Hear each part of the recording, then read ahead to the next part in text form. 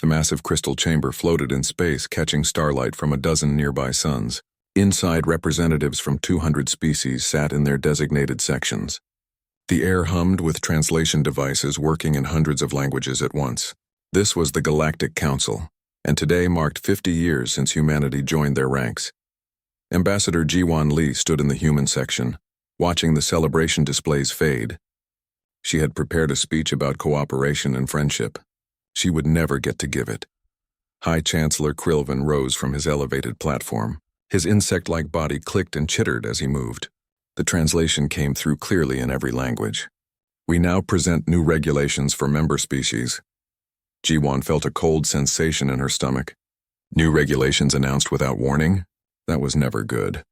The first regulation appeared on the holographic displays. Massive new taxes on human trade routes. Jiwan's jaw tightened. Those routes were the busiest in council space. Human merchants had built that network from nothing, connecting worlds that never traded before. The second regulation was worse. All human military vessels would be restricted to human territory only. No exceptions. Captain Hyunwoo Park sat behind Jiwan in the military observer section. His fist clenched. Those vessels protected 17 sectors from pirates. Those vessels responded to distress calls across half the known galaxy. Those vessels had saved millions of lives. The third regulation made Jiwan stand up. Humanity would receive no new territorial rights. No expansion. No colonies. This despite humanity controlling the buffer zones that kept pirate fleets from raiding inner council worlds. High Chancellor, Jiwan said, her voice cutting through the chamber. I request an explanation. These regulations specifically target humanity while ignoring similar activities by other species. Counselor Vexthor, a large reptilian creature with scales that gleamed under the lights, laughed. The sound echoed unpleasantly through the translation systems. Ambassador Li, your species has been useful. Like trained animals, you fight and patrol and trade. But you are still primitives. You have been in space for barely 200 years. My species had star travel when your ancestors lived in caves. Jiwan's face remained calm, but her voice dropped to a dangerous quiet. We have repelled 3 major pirate confederations. We have provided humanitarian aid to 14 species during natural disasters. We have shared our technology freely with the Council. We have lost thousands of our people defending worlds that are not our own. She pulled up displays showing human contributions. Medical ships arriving at plague-stricken worlds. Defense platforms around vulnerable colonies. Trade agreements that lifted entire species out of poverty. Engineering projects that made barren worlds habitable. Look at this data, Jiwan continued. Human patrol vessels have reduced piracy in the outer sectors by 93%. Human emergency response teams have saved over 4 million council citizens in the last decade alone. Human merchants move 31% of all intersector trade. Tell me again how we are merely useful animals. Vexthor waved a clawed hand dismissively. Numbers. Any species can claim numbers. You mistake brute force for civilization.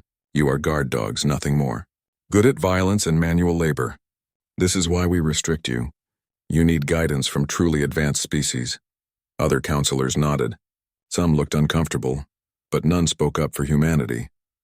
High Chancellor Krilvan clicked his mandibles together, the insectoid equivalent of clearing a throat. There is one more regulation. Effective immediately, humanity is reduced to observer status in this council.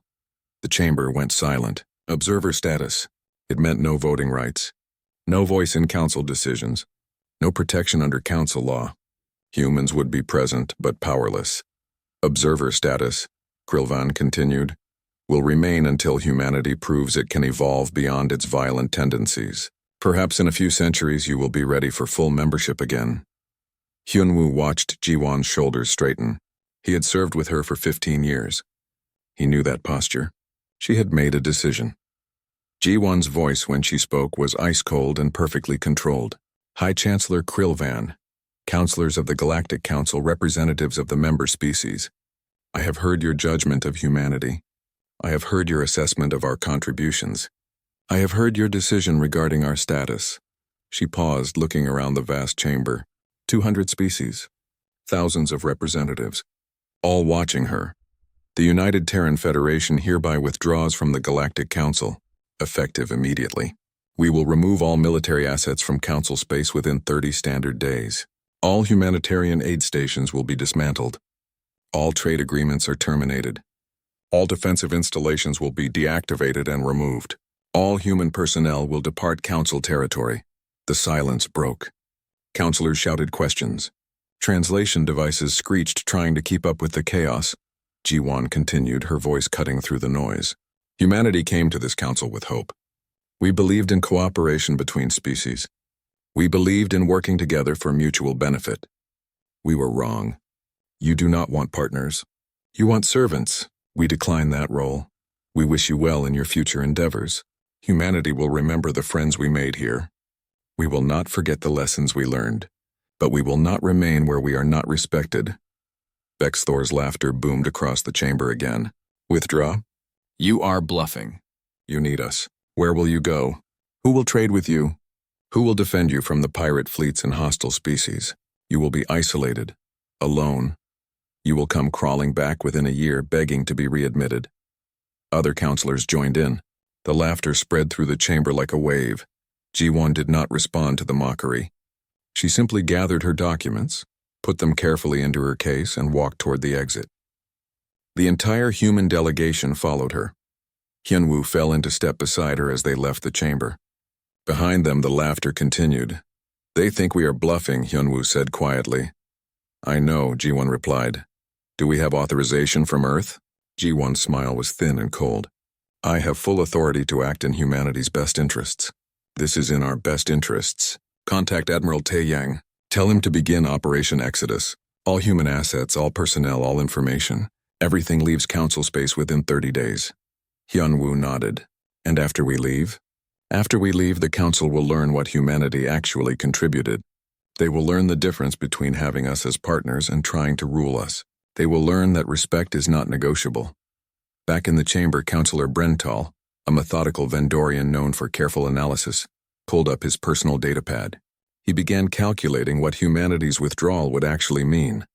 Defense stations, trade volume, medical facilities, emergency response capabilities, patrol coverage. The numbers made his blood run cold.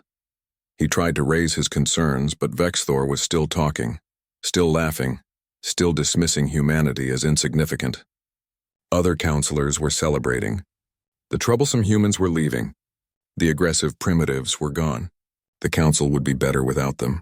Brental saved his calculations. He would need them later. He suspected the council would need them much sooner than they realized. Outside the council chambers, Ji-won looked up at the stars. Somewhere out there, beyond council space, humanity had been exploring, making contacts, building relationships, preparing for the day when they might need to stand alone. That day had arrived. 30 days. That was all the time the council had left before they learned the truth. Before they discovered that humanity was not a dependent child to be managed. They were a sovereign people who had been helping by choice, not by need. And when help is given by choice, it can be withdrawn just as easily. The council was about to learn that lesson the hard way. Admiral Tae-yang Kim stood on the bridge of the Indomitable, watching the tactical display. Green dots represented human assets throughout council space. There were thousands of them. Defense stations, medical facilities, trade hubs, research outposts, military patrol bases. Each one was staffed by humans who had made lives here. Operation Exodus is authorized. The message from Ambassador Ji-won had said, 30 days. Everything comes home. Tae-yang had been preparing for this possibility for years. Every human installation had evacuation plans. Every vessel knew rally points. Every officer had sealed orders for this exact scenario. Humanity had learned long ago to hope for the best but prepare for the worst. Send the signal, Tae-yang ordered. All human assets commence withdrawal procedures. Timeline is 30 days, but I want everyone ready to leave in 20. Move with precision. Take everything we brought. Leave nothing behind. The operation began within hours. Human efficiency had always impressed other species. Now it would shock them. Defense Station Gamma 9 had protected the Korthan colonies for 12 years. Captain Hyunwoo arrived with 3 transport ships and a demolition team. The station had been built by humans using human technology, maintained by human crews. Within 6 hours, critical systems were powered down. Within 12 hours, the station was stripped of all valuable equipment. Within 18 hours, the station was empty and dark. The local Korthan government sent frantic messages. "You cannot leave. Pirates will attack us. We need protection." Hyunwoo's response was professionally cold. The Galactic Council determined that human military presence was unwanted. "We are complying with their wishes. Contact the Council for replacement defense forces." The same scene played out across hundreds of systems. Human patrol vessels stopped their routes and gathered at rally points. Medical stations that had saved millions of lives were carefully dismantled. The staff took their equipment, their supplies, their research data. Everything humanity had built was being taken apart with surgical precision. Dr. Bo-Ra Choi traveled with the medical evacuation fleet, documenting everything. She was a xenoanthropologist, someone who studied alien cultures. Now she was witnessing something unprecedented, an entire species withdrawing from galactic society. On the Diluvian homeworld, Bo-Ra watched human doctors finish their last procedures. They had been training local doctors in human medical techniques. Now they were leaving, taking their advanced equipment with them. A Diluvian doctor, someone Bo-Ra had worked with for years, approached her. "Must you really go? We still have so much to learn from you." Bo-Ra felt genuine sadness. "I am sorry. This decision came from the Council, not from us. We would have stayed. We wanted to stay, but we will not remain where we are told we are inferior." Across Council space, similar conversations happened. Individual friendships remained, but the institutions were being dismantled. Humans had built so much. Now they were taking it all away. Merchant Captain Dae Jung-yoon commanded a civilian cargo vessel. He had traded throughout Council space for 20 years. He knew the routes, knew the stations, knew the merchants from 100 species. Now his datapad filled with messages from worried trading partners. A Vendorian merchant sent, "The shipping insurance companies raised our rates by 200%. They say without human patrol vessels the routes are too dangerous. What are we supposed to do?" A Thalaxian station master messaged, "Your people maintained our life support systems. Our engineers do not understand the human modifications. Will you at least send us the technical manuals?" Daejung forwarded all these messages to Admiral Tae-yang. The response was simple. "All technical documentation will be provided freely. We are not vindictive, but our people are leaving. They must make their own arrangements."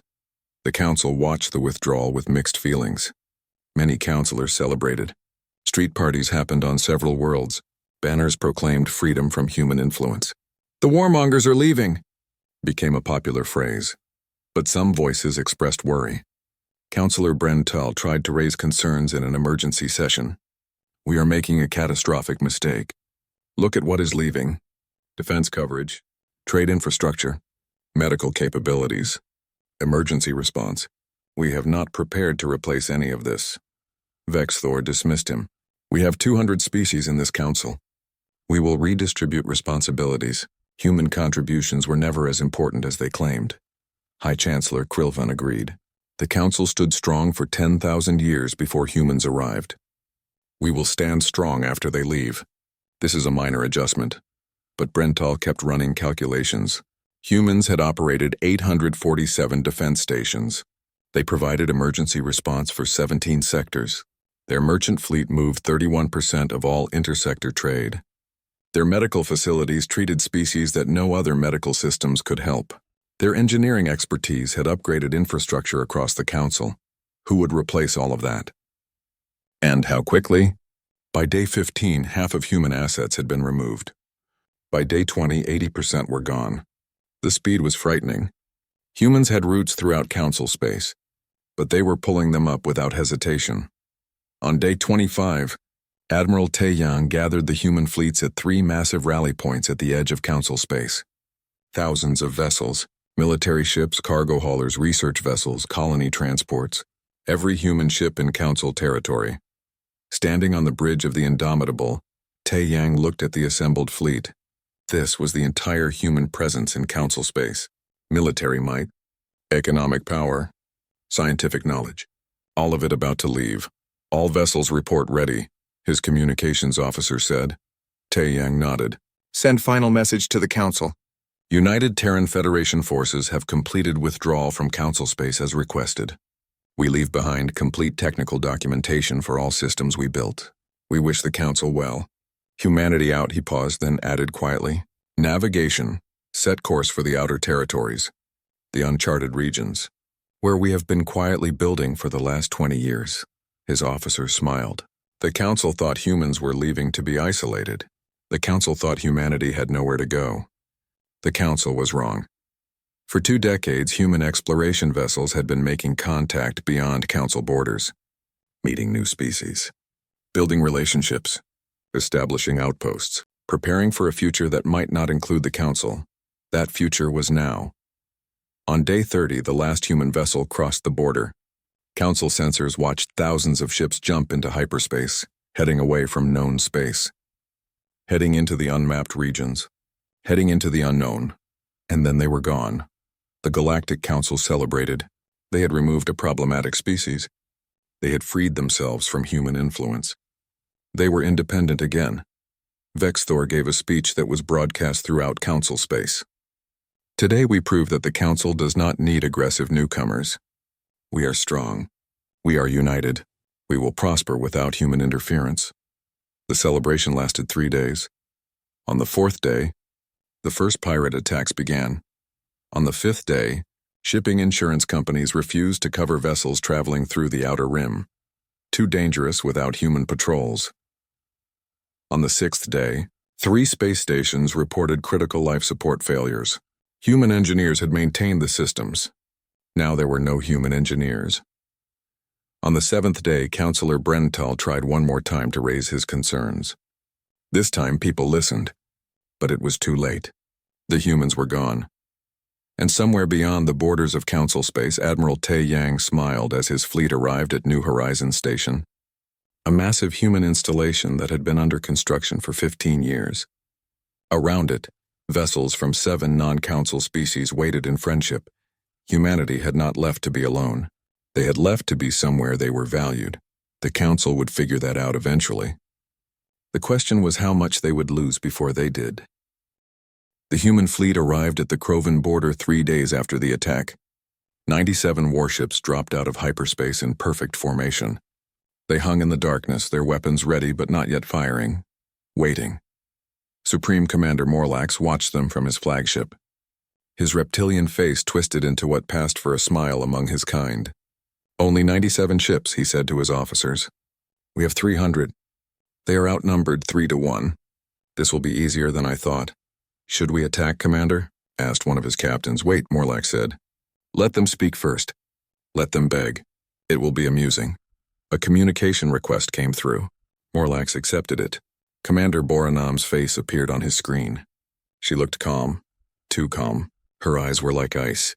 Supreme Commander Morlax, she said quietly. You attacked our colony. You killed 12,000 of our people. We are here to give you one chance, only one. Return any survivors you have taken. Surrender your forces. Submit to coalition justice. Do this and we will show mercy. Morlax laughed. Mercy? You are in no position to offer mercy, human. You are outnumbered, outgunned. You should be the one surrendering. Bora's expression did not change. I will ask one more time. Return our people. There are no survivors, Morlax said, his voice mocking. We killed them all.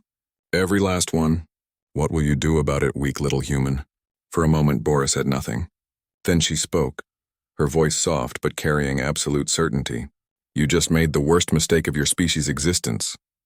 The communication ended. Morlax laughed again. She thinks she can threaten me. Attack, destroy them all! The Krovan fleet surged forward. 300 warships against 97. It should have been a quick victory. But then something strange happened. The human warships did not move forward to meet them. Instead, they launched something. Thousands of small objects poured out of the human ships. They looked like tiny spacecraft too small to carry crew. Drones, said a Krovan officer. Unmanned attack drones. Our shields can handle them, but these were not normal drones. They moved in coordinated swarms like schools of fish or flocks of birds. They did not try to shoot the Krovan ships. They simply flew at them. Fast. Faster than any drone had the right to move. The first wave hit the leading Krovan ships. Explosions bloomed across their hulls. Each drone was a bomb, a suicide weapon. They punched through shields by overwhelming them with numbers. Where shields could stop one drone, They could not stop 100 hitting the same spot within seconds. The Krovan fleet began to break apart. Ships listed burning. Others tried to fall back.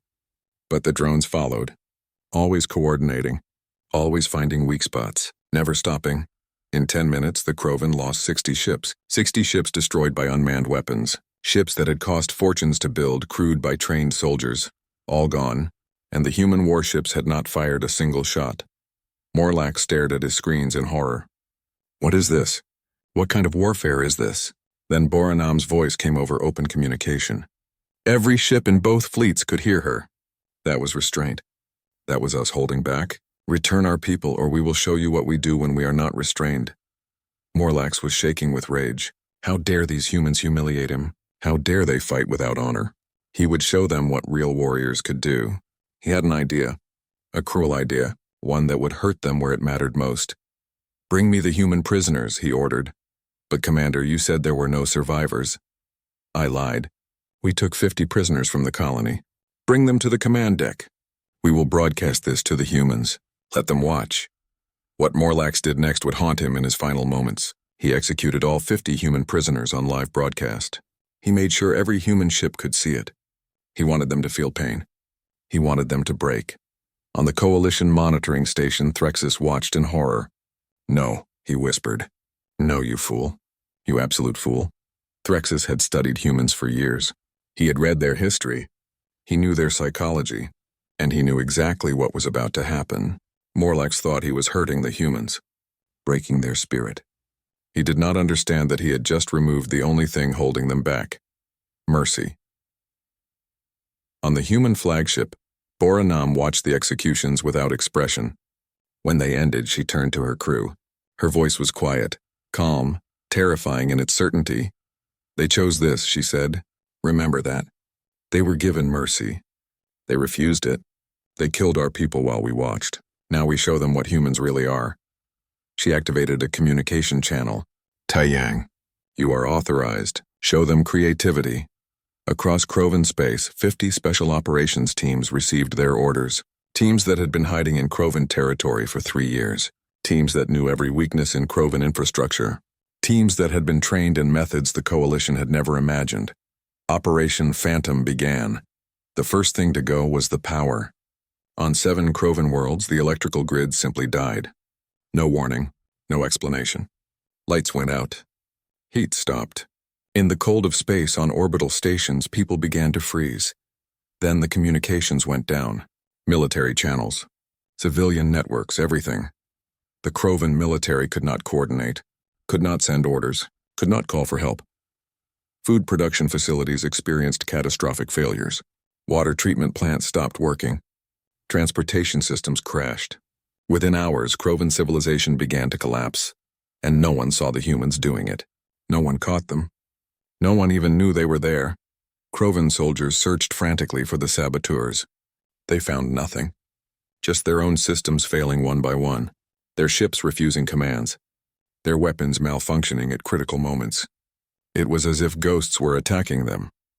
Taiyang Choi watched the chaos from a hidden location deep in Krovan space. He had 50 teams spread across their territory. Each team consisted of 5 soldiers. Just 250 humans total, and they were destroying an empire. This is wrong, one of his newer operators said. We are attacking civilians. Infrastructure, this is not honorable combat. Taiyang looked at him. Honor is a luxury. We don't have that luxury. We never did. On Earth, we fought each other for 300,000 years. We learned that survival matters more than honor. The Krovan killed 12,000 civilians. Now they learn what happens when you start that kind of war. But their civilians are suffering. Yes, and their military is suffering too. And every moment they suffer, they are not attacking more human colonies. This is war, real war, not the sanitized, honorable combat the Coalition practices. This is what humans do when you threaten our families. Taiyang paused. If you cannot handle this, I will send you home. But this mission continues. Because we will never let what happened at New Horizon happen again. The operator said nothing more. He returned to his station and continued his work. 72 hours after Boranam gave the order, the Krovan Dominion was in complete collapse. Their economy was ruined. Their military was paralyzed. Their government could not function, and they still had not seen a single human soldier in ground combat. Morlax, trapped in his flagship with failing systems, finally understood. The humans had been holding back during their 50 years in the coalition. They had been playing by the rules because they chose to, not because they had to, and now that someone had broken those rules, humans were showing their true nature. He sent a surrender message. Unconditional surrender. Please just make it stop. Boranam received the message. She read it slowly, then she replied with 2 words. Too late. The human fleet moved forward. Not to negotiate, not to accept surrender. They moved forward to finish what the Krovan had started. Morlax, in his final moments, understood what the Venatrix had seen 200,000 years ago. Humans were not prey. They had never been prey. They were predators. Patient predators who had learned to smile and shake hands. But when you hurt them, when you killed their people, the predator emerged, and predators did not forgive. The Krovan fleet was destroyed in the next 3 hours. Every ship, every station. The humans were efficient, methodical. They did not gloat. They did not celebrate. They simply did what needed to be done. Threxus watched it all from the monitoring station. He made detailed notes. The coalition needed to see this. Needed to understand what humans were capable of. Not because humans were evil, but because humans were terrifyingly effective when their survival instincts were triggered. When it was over, when the last Krovan ship went dark, Boranam made one final broadcast. It was sent to every species in the coalition. Every world, every station, everyone heard her words. This is what happens when you attack humans without provocation. We offered mercy. It was refused. We followed coalition protocols. They were ignored. So we did what we had to do. What we were designed by evolution to do. We protected our own. She paused, letting her words sink in across the galaxy. The Krovan thought we were weak because we smiled, because we talked about peace, because we followed your rules. They were wrong. We smile because we choose to. We seek peace because we have seen enough war to last 1,000 lifetimes. We follow rules because civilization requires rules. But make no mistake, when you attack our families, when you kill our children, we remember what we are. We are the species that survived ice ages and plagues. We are the species that hunted mammoth to extinction. We are persistence predators who never ever quit. The Krovan learned this too. L'emergency coordinator Lixvara stared at the situation board in disbelief. 3 months ago, she had managed maybe 1 or 2 minor crises per month. Natural disasters, equipment failures, small emergencies that were resolved quickly. Now her board was solid red. 37 systems under pirate occupation, 14 sectors in states of emergency, 7 agricultural worlds facing famine, 23 space stations reporting critical system failures. The problems were not isolated anymore. They were everywhere. They were connected. They were feeding off each other. Lixivara was Quarian, a species known for efficiency and organization. But no amount of organization could handle this. There were not enough ships, not enough supplies, not enough personnel, not enough time. Every decision meant choosing who to save and who to abandon. Every choice meant people would die. She pulled up old records from when humans had been here. Similar crises had happened then. Natural disasters, system failures, emergency situations. But humans had handled them so quickly that they barely made the news. Fast response teams, pre-positioned supplies, flexible tactics that adapted to each situation. The Council had never developed those capabilities because humans had always been there to handle emergencies. Now there were no humans, and the Council's bureaucratic response systems were failing catastrophically. Station Master Kren faced his own nightmare. Hub Station Gamma 7 was one of the largest trading posts in Council space. 10,000 permanent residents, 50,000 visitors at any given time. Critical infrastructure connecting 12 major trade routes. The station's life support systems were failing. Not all at once, slowly, gradually, getting worse each day. Human engineers had maintained these systems under contract for 20 years. They had upgraded the original Council designs, making them 30% more efficient. The modifications were brilliant but complex. They required understanding not just what the systems did, but why they were designed that way. Council engineers did not understand. The technical manuals humans had left behind were accurate, but they required knowing human engineering philosophy. It was like reading a recipe without understanding cooking. The words made sense. The meaning did not. "We need the human maintenance teams back," Kren sent in his daily emergency message. "Our people cannot fix these systems. We are going to lose life support in 3 weeks. 60,000 people will die." The response from council bureaucracy was to review the manuals more carefully, to form a study group, to request assistance from other engineering teams who were already overwhelmed with their own failing infrastructure. Kren began organizing evacuations. But where would 60,000 people go? Every station was overcrowded with refugees from pirate-occupied territories. There was nowhere to send them.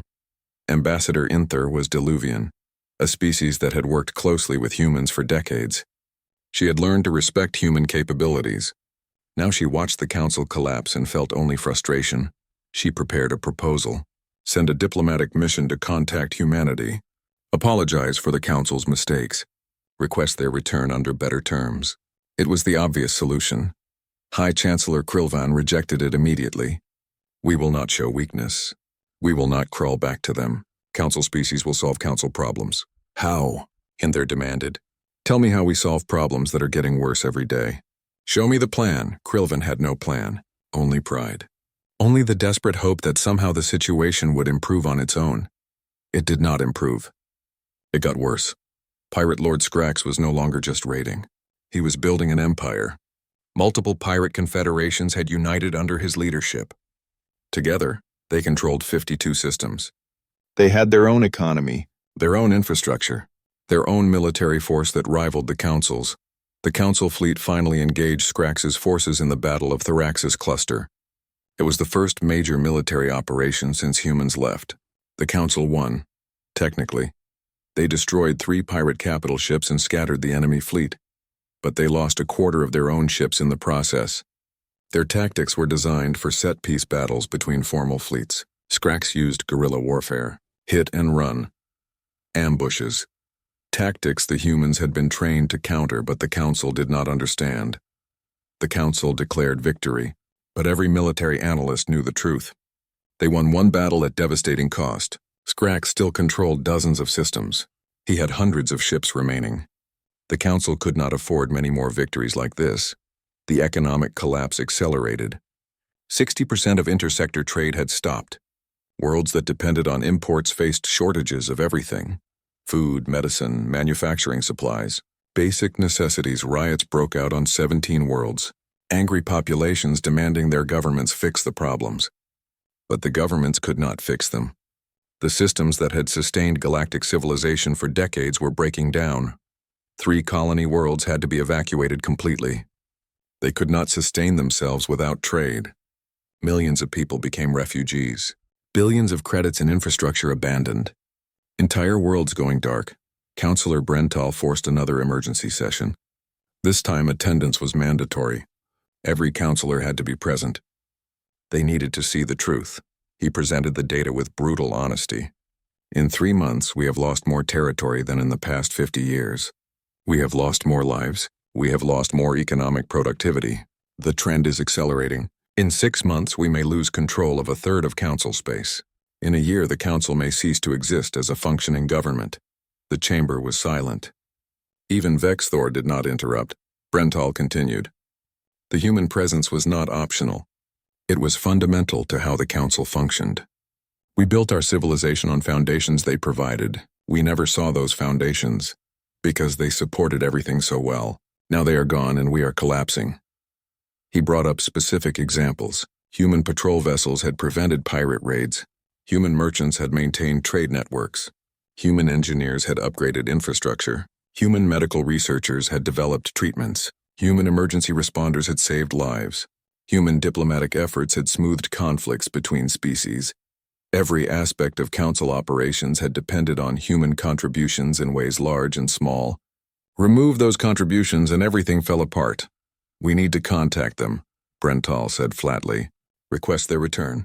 Offer better terms, apologize, whatever it takes. Without humanity, the council is dying. Councillor Vexthor finally erupted. This is surrender. This is admitting we were wrong. My career will be destroyed. My reputation. Brental turned to face him directly. Your career is already destroyed. Your reputation is already ruined. You led the charge against humanity, and now the Council is collapsing. The only question is whether you will let millions more die to protect your pride. Vexthor had no response. For the first time, he looked old, defeated, broken. High Chancellor Krilvan spoke quietly. If we contact humanity and beg them to return, we look weak. Other species will see us as failures. Our authority will be questioned. We are failures, Ambassador Yenther said, standing up. We drove away the best partners we ever had because of arrogance and prejudice. We ignored their contributions. We insulted their character. We got exactly what we deserved. The question is whether we will learn from this mistake or double down on it. The vote was close. Authorization to contact humanity passed by only 3 votes. Krilvan abstained, unwilling to support it but unable to oppose it anymore. Yenther was chosen to lead the diplomatic mission. She would travel to human territory. She would request assistance. She would ask humanity to come back. As she prepared her small diplomatic vessel for departure, Yenther wondered what she would find. Were humans struggling in isolation? Were they desperate for reconciliation? Or had they moved on without the Council entirely? She was about to find out. 6 months had passed since humanity left the Galactic Council. Ambassador Yenther's diplomatic vessel crossed into uncharted space, following the trajectory human ships had taken. She carried authorization to negotiate humanity's return. She carried apologies. She carried hope that maybe, somehow, things could be fixed. Behind her, the Council was dying. 52 systems had fallen to pirates. Governor Pelnix's territories in the Outer Rim were completely lost.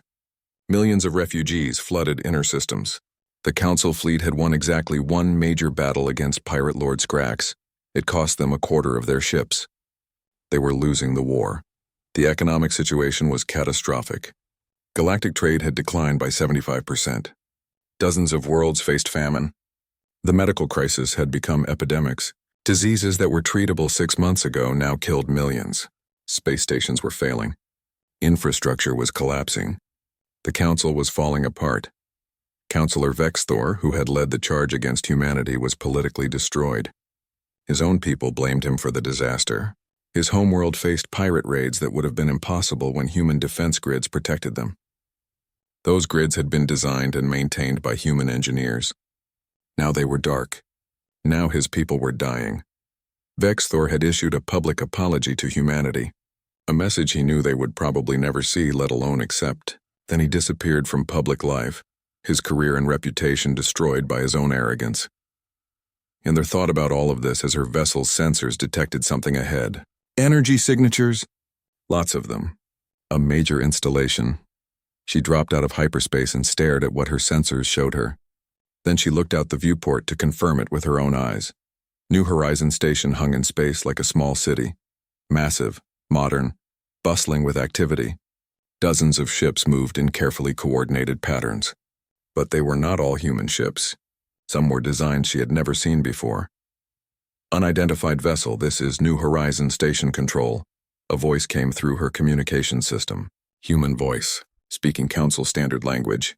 Please state your identity and purpose. This is Ambassador Yenther of the Diluvian people, representing the Galactic Council. I request permission to dock and meet with human diplomatic representatives. There was a pause. Then, permission granted, Ambassador. Docking Bay 7. Welcome to New Horizon. As her ship moved toward the station, Yenther studied everything she saw. The station was not struggling. It was thriving. Ships loaded and unloaded cargo. Construction crews worked on expanding the structure. Everything ran smoothly, efficiently. This was not the desperate isolation she had expected. When she docked, a human waited to greet her. Ambassador Ji-Wan Lee, the woman who had walked out of the Council chambers 6 months ago. She looked healthy, confident, not at all like someone whose civilization was struggling. Ambassador Yenther, Ji-Wan said with professional courtesy but not warmth. Welcome. I understand you have a message from the Council. They walked through the station together. Yenther could not stop looking around. Humans worked alongside species she did not recognize. 7 new species she would learn later. All of them had been outside Council space. All of them were now humanity's partners. In Ji-Wan's office, Yenther delivered the Council's message. They acknowledged their mistakes. They recognized humanity's contributions. They requested assistance with the current crises. They hoped to discuss terms for humanity's return to the Council. G1 listened without interrupting. When Yinther finished, there was a long silence.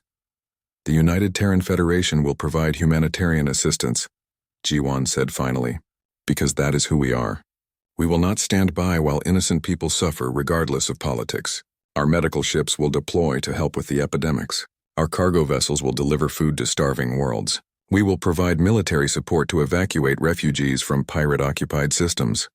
Yinther felt hope rise in her chest. And membership? The Council is prepared to offer full voting rights, territorial guarantees, equal status. We will not be returning to the Council, G1 said quietly but firmly. The words hit Yinther like a physical blow.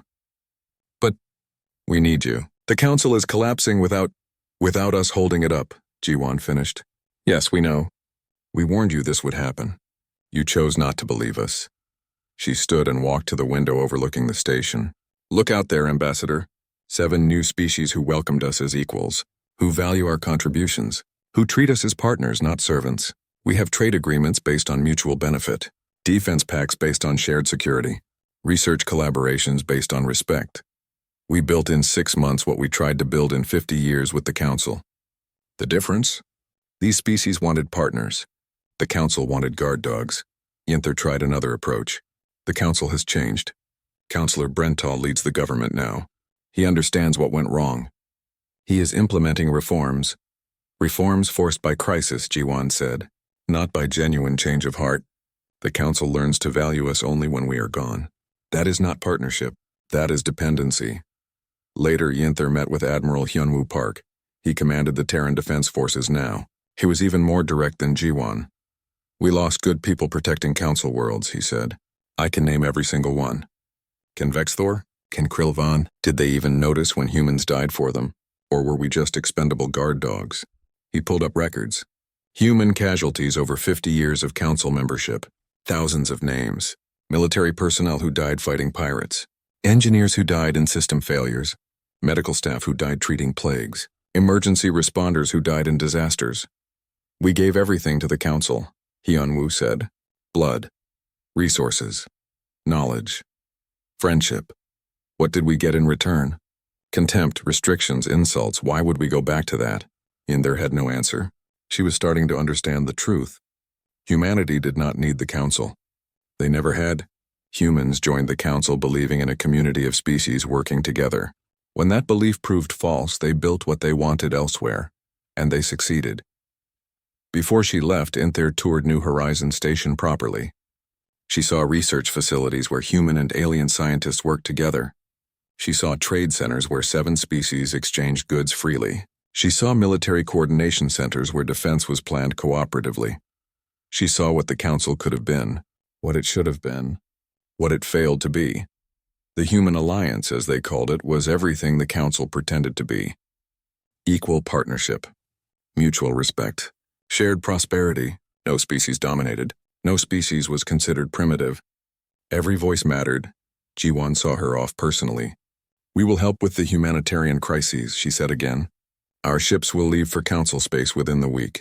We will save every life we can, but understand this, Ambassador. We are helping because it is right, not because we owe the Council anything, not because we want to return, simply because people are suffering and we can help. Will there ever be a time, Yinther started to ask, then trailed off, when we might rejoin the Council? G1 finished. Perhaps.